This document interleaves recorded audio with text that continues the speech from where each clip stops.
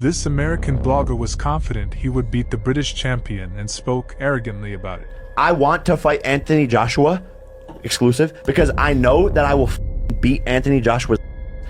I know I will got knocked out, right? Yeah. He doesn't have a chin, and he has no skill, and he's stiff. And I love you, Anthony. We're friends. But I want to fight you. London Bridge is falling down, falling down, falling down. Oh Jesus.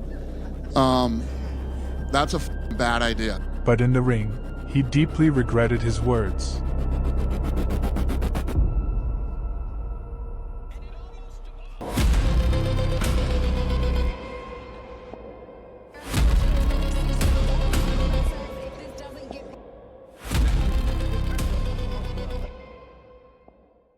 There are people who know how to talk. There are people who know how to persuade a crowd, sell a story, put on a show. And then there are those who silently walk through years of gym hell, early mornings, sparring, injuries, discipline, losses, comebacks. That's how professionals are made. The problem begins when someone confuses self-belief with real mastery and starts thinking, I'm confident enough, so I must be ready to challenge those who became champions not through likes, but through blood and years of work. And that's exactly what happened on December 19th, 2025, when Jake Paul stepped into the ring against Anthony Joshua, a two-time unified heavyweight world champion. The fight took place in Miami at the Casilla Center, and it ended the way stories often do when media hype collides with elite professionalism. Joshua knocked Paul out in the 6th round. But to understand why it ended that way, you have to go back. Because this fight wasn't born overnight. It was a story of ambition, hype, risk, and above all, a difference in levels. Jake Paul had long been building the image of a man who breaks the system. He entered boxing as a showman, but with every fight, he kept raising the stakes. He proved that he could train seriously. He proved that he could command attention. He proved that he could turn a fight into an event. And alongside that, he began elevating the level of his opponents, until the challenge stopped being just another spectacle. It became a direct message to the boxing world. I want to be in the ring with big names. And Anthony Joshua is not just a big name. This is heavyweight boxing, where one clean punch can shut the lights off. A former champion who has seen both the peaks and the falls, and has climbed back more than once. According to ESPN, Paul entered the fight after a decision win over Julio Cesar Chavez Jr. in June 2025, and earlier in his career had suffered a loss to Tommy Fury. Joshua, meanwhile, was on a comeback path following defeats to Alexander Usyk, 2021 and the 2022 rematch, as well as a loss to Daniel Dubois in September 2024, carrying with him the experience of championship wars and elite-level opposition. And when those worlds collided, everyone understood. This was no longer influencer boxing for the camera. This was a fight where ambition could come at a very high price.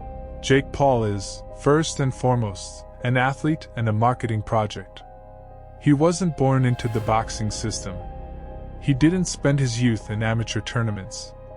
He didn't go through the standard school, the one where you're forced to pay for mistakes in the ring 10 times before you finally learn not to make them. But he did something else. He built a career out of what he knew how to sell, and what he knew how to work for. Because no matter how people feel about him, one thing is undeniable. He trained, he prepared, he got himself into shape. His strengths, physicality and durability. Anthony Joshua is a fighter shaped by a strong amateur boxing foundation, championship rounds, elite-level opponents, and most importantly, an ingrained comfort with high-risk environments. Yes, he has suffered setbacks. But even Joshua's setbacks happened at a level where every mistake is punished instantly. Joshua's strengths in this fight: a heavyweight jab, controlling distance and pace. A powerful right hand. Physical dominance in the clinch. Not just holding, but imposing strength. Experience. He has seen everything: pressure, tricks, and chaos. His potential weaknesses. At times, he eases into fights rather than exploding early. Sometimes he searches for the perfect moment instead of taking rounds the hard way. After career pauses, he can need time to find rhythm. December 19, 2025. Miami. The fight was broadcast on Netflix, and the event was loud: noise, lights, media hype, high stakes. People didn't come just to see who was stronger. They came to see whether a miracle was possible, whether a media-built fighter could defeat a real champion. And from the very first minute, it was clear: Jake Paul didn't come to trade punches. He came to run, disrupt, clinch, survive, and hope that a chance would appear on its own. But heavyweight boxing doesn't give chances for free. They are either created through skill or taken by force. Round 1. Paul immediately starts circling. Lots of movement, lots of distance, very little trading. He stays outside Joshua's jab, avoiding the space directly in front of him. What's interesting is that Paul even finds moments to work the body and land 1 or 2 clean shots while Joshua is still observing. There's an important psychological note here. Joshua doesn't force anything. He reads. Paul, meanwhile, steals micro moments. As a result, the first round could reasonably be scored for Paul based on activity and unexpected connections. But this was only a greeting. Round 2. Anthony Joshua increases the pressure. The jab becomes more consistent, there's more work to the body. Paul starts riding the bike more, backing up, trying to step in and out, but the pressure is clearly growing. Clinches appear more frequently. Paul slows the tempo whenever the distance feels dangerous. This round clearly goes to Joshua. He regains control. Round 3. Joshua begins cutting off the ring, not just moving forward, but closing angles and taking away escape routes. Paul tries to jump in and immediately tie up, locking into the clinch. Joshua shakes him off and looks to catch him with the right hand. The fight becomes more dry, few clean combinations, a lot of positional fighting. But it's clear that Joshua is gradually locking in the timing.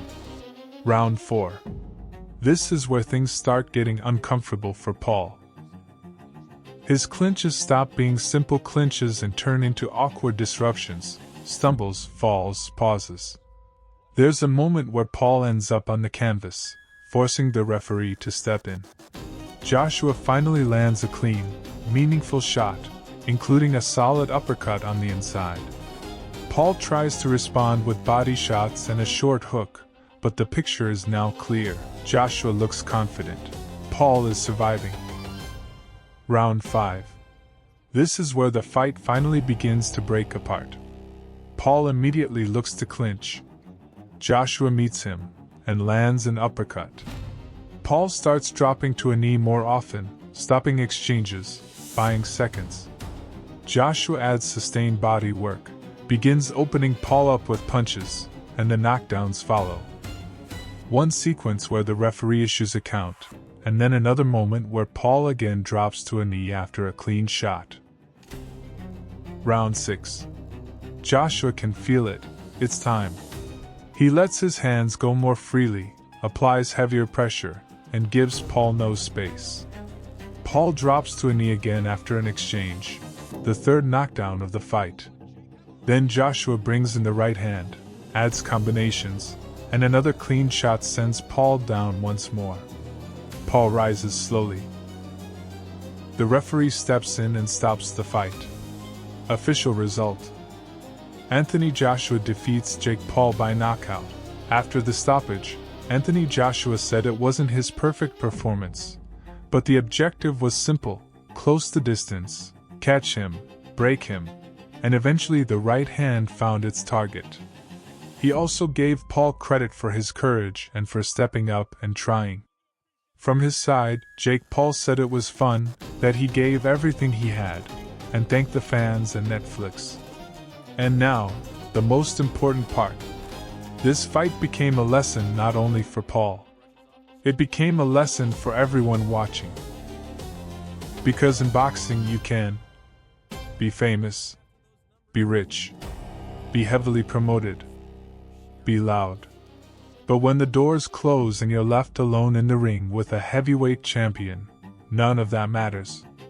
After the fight between Joshua and Jake Paul, several key things followed, medically, administratively, and in terms of comeback plans.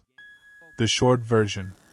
Paul suffered a fractured jaw and underwent surgery. He was placed under an indefinite medical suspension until cleared by doctors. Publicly, he acknowledged the loss, confirmed the broken jaw, and stated that he intends to return, most likely against opponents closer to his natural weight.